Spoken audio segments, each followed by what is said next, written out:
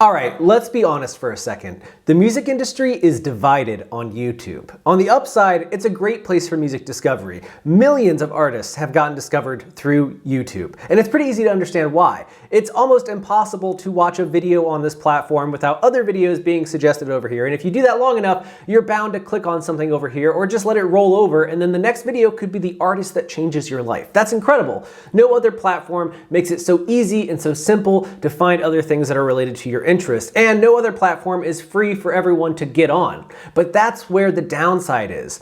YouTube notoriously underpays artists, and that's not just musicians. Creators across the board have complained about YouTube, but when it comes to music royalties specifically, YouTube has consistently been ranked the worst of all streaming platforms. Just worse than Spotify, Deezer, Apple Music, Amazon Music, Tidal, anything you can name, YouTube ranks at the bottom. In fact, in 2017, an article came out saying how many streams you needed from each platform in order to earn minimum wage in the United States. And on YouTube, each month, a musician needed 2.4 million views to have even a chance at earning minimum wage, which is far and beyond the amount of streams that you would need on any other platform. So the industry is divided, but still, we love YouTube because it's where music videos live. I mean, where else can you go to watch music videos online? I mean, some are hosted on Vimeo, some are standalone hosts, but the vast majority of visual content lives right here on YouTube. So you need to be here. And you probably have a channel right now, and you're trying to figure out how to grow it this year. Not just with the fans that you already have, but hopefully to attract new fans as well. So today, I'm gonna give you a series of pointers on how you can improve your YouTube channel and win new fans in 2022.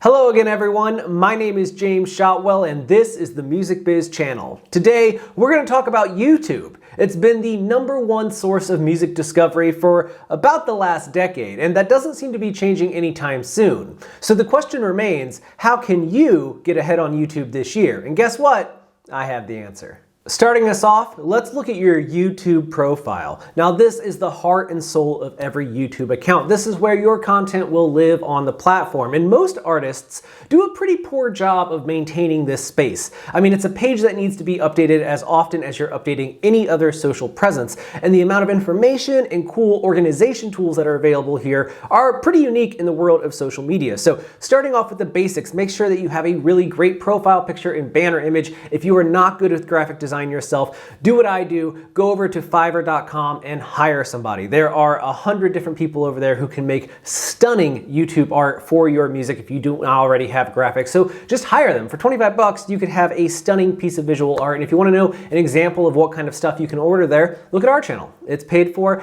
with Fiverr content. So I really hope that you check it out and that you like it. And once you get that done, make sure you're adding your social links. Make sure that you have a optimized image for everything that you need to have images on here. Make sure that your content is well organized. Now, something that YouTube does that is really cool is that it allows you to make playlists of your content and then show those playlists on the page. So for example, rather than just having all of your videos uploaded with no organization, you could have official music videos, official song streams, remixes, performances, fan Q&A, odds and ends, whatever it happens to be. Organize your content and present it in a way that is the most eye-catching and interesting to people who may or may not be familiar with your music.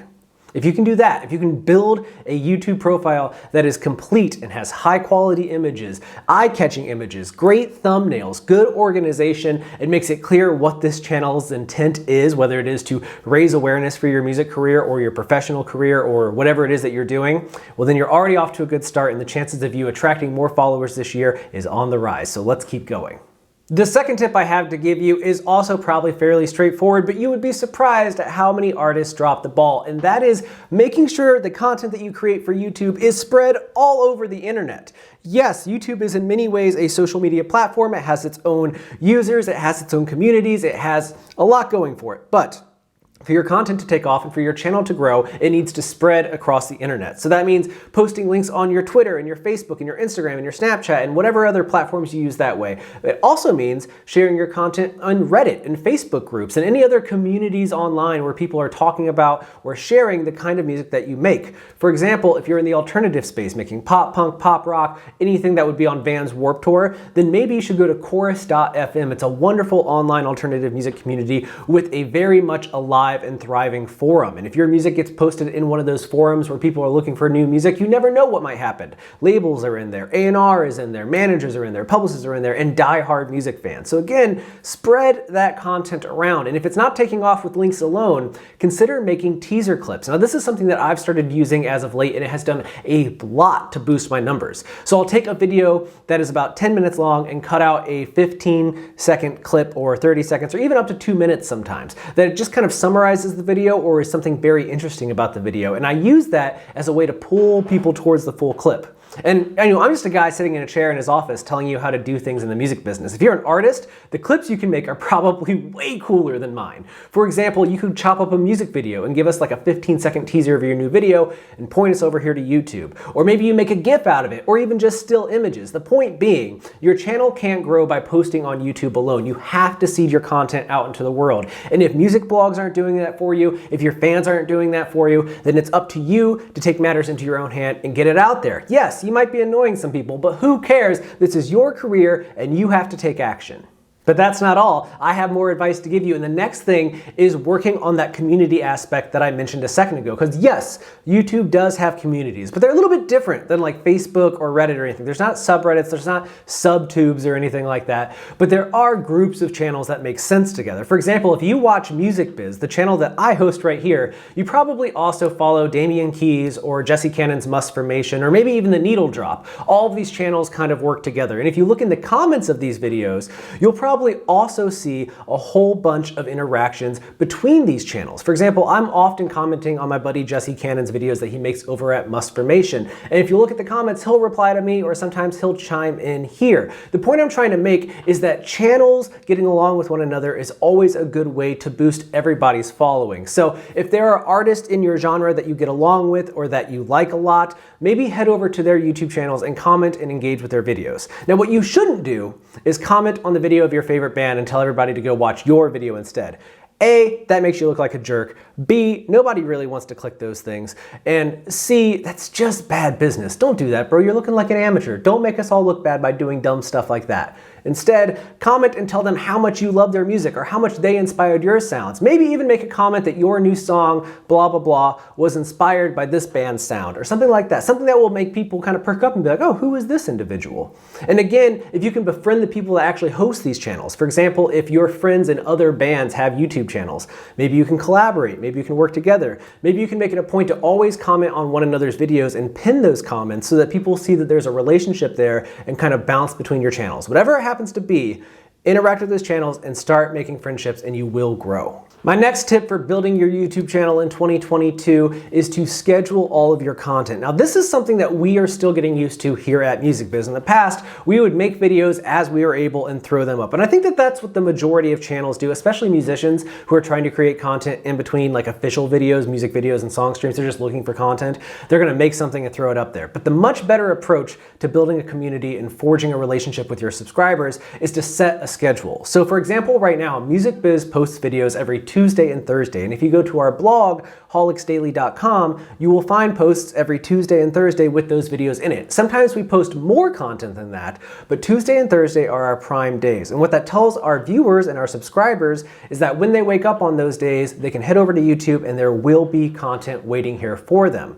That kind of reliability goes a long way towards forging a lasting connection with your audience. If you can get them to wake up every morning, once a week and think, today is the day I get to see my favorite creators make new stuff, you have a fan for life. Some of you have probably made it this far in the video and you've done all of these things. You're friends with other channels, you're sharing teaser clips of your footage, you have a really great looking profile, but your stuff still isn't quite taking off. I mean, the videos are good, but there's just these big gaps in between every piece of video content that you make because at the end of the day, you're a musician. Making video content is an afterthought for you. It's not your primary directive.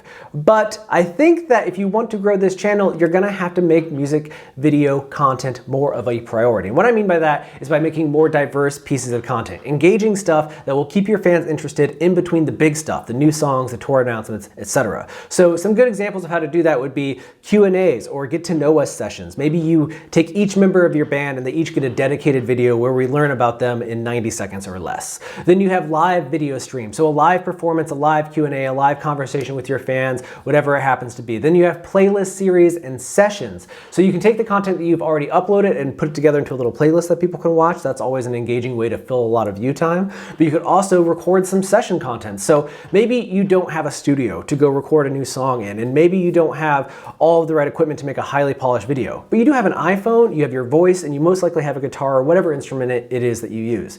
Take some lower quality stuff if you have to, as long as it's good. As long as the performance is high quality and it sounds good. The visuals can come and go, but as long as the main components are great, post that stuff up on the internet. If you've got sessions, share them. Maybe for the month of March, every Wednesday, you give us a new unplugged video. It's a new song, it's an old song, it's a cover song, but every Wednesday you're uploading a new acoustic video. That will set a schedule, that will give your fans something interesting to look forward to each week, and it makes a piece of engaging content for them to try to consume and interact with each week. And that's what you're looking for.